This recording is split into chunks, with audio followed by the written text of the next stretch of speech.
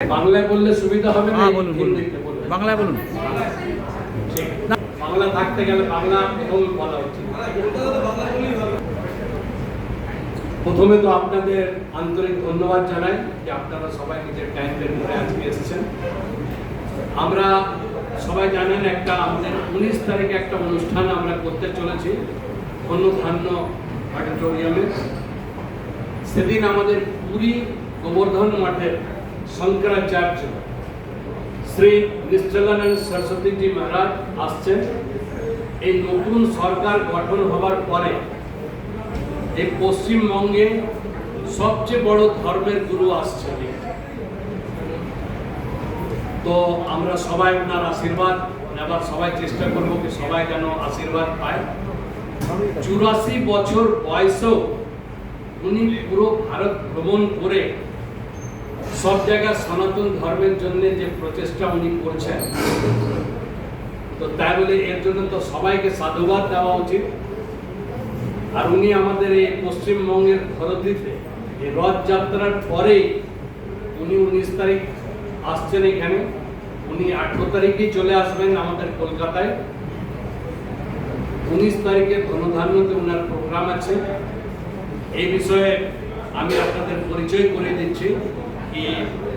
এই যে কার্যক্রম হচ্ছে শঙ্করাচার্যের মহিলা উইং আছে, তার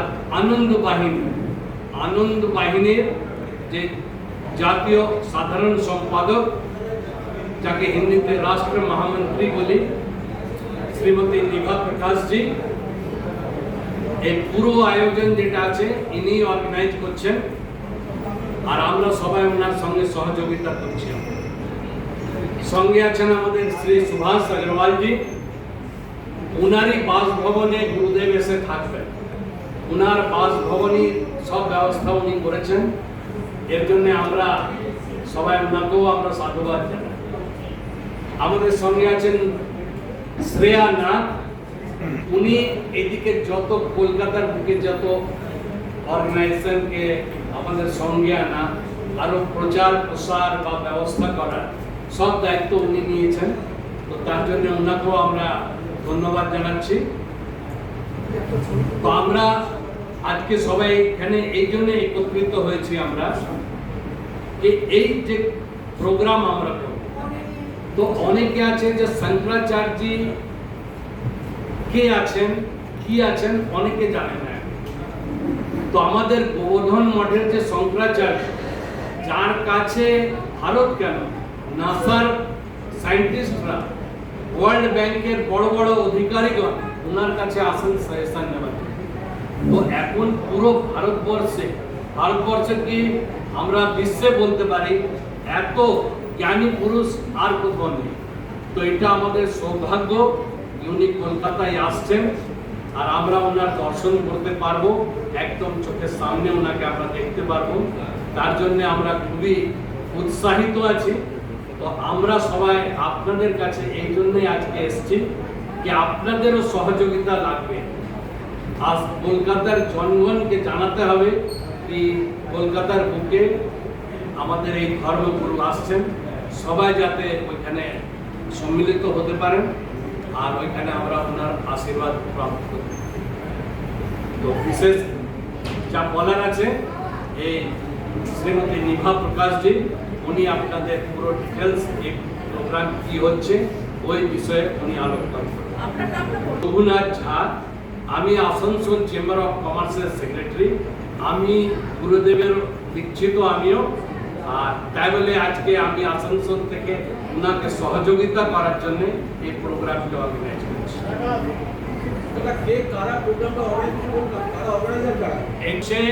শঙ্করাচার্যের একটা উইং আছে মহিলাদের, তার নাম হচ্ছে আনন্দ বাহিনী।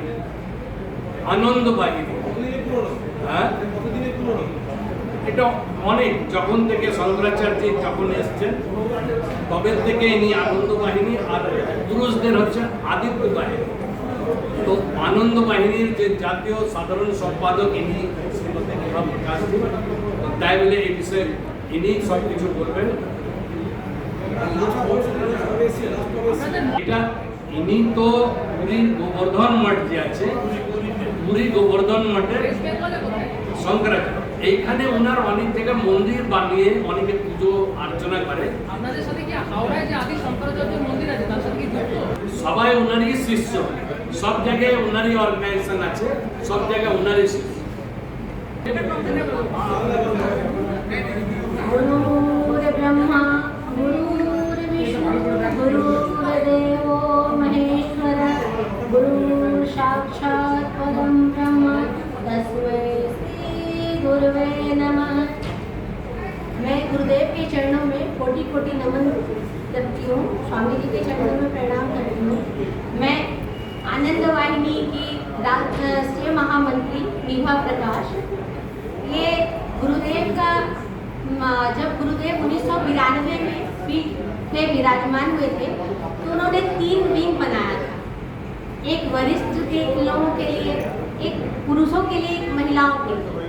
वरिष्ठ लोगों के लिए पीठ परिषद के नाम से है, पुरुषों के लिए आदित्य वाहिनी और महिलाओं के लिए आनंद वाहिनी, क्योंकि हमारी मातृशक्ति भी किसी भी क्षेत्र में कमजोर नहीं है।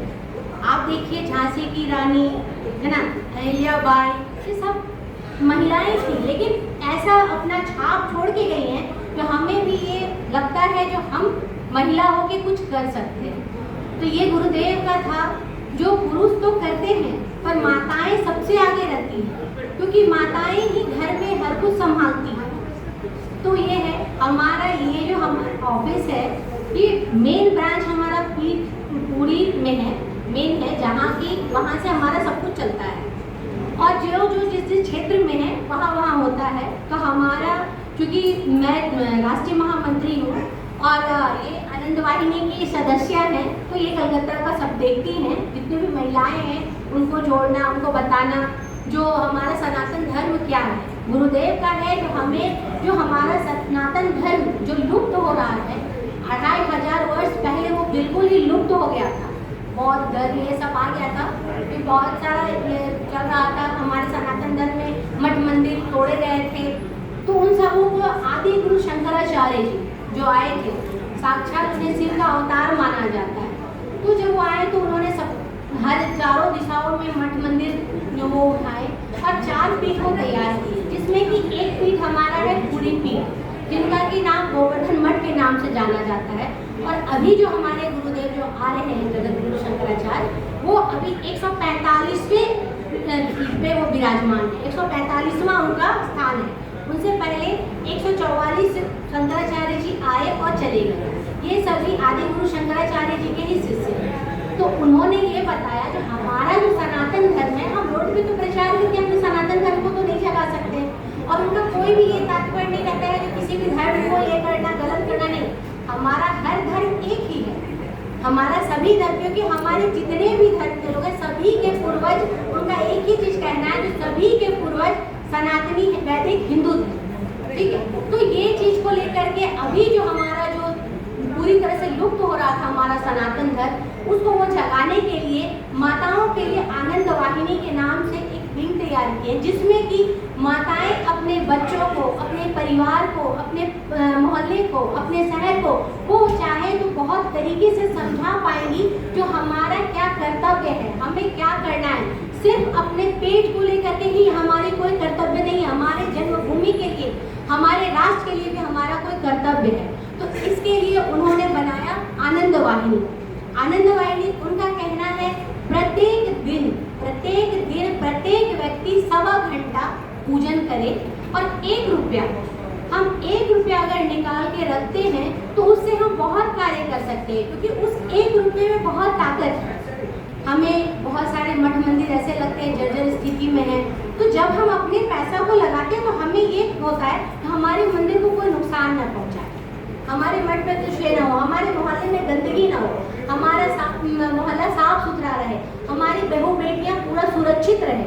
तो ये सब चीज के कारण उनका सबसे पहला ये हुआ जो नारी शक्ति को भी बढ़ाना है। तो इसीलिए ये आनंद वाहिनी के नाम से ये भी उन्होंने शुरू किया।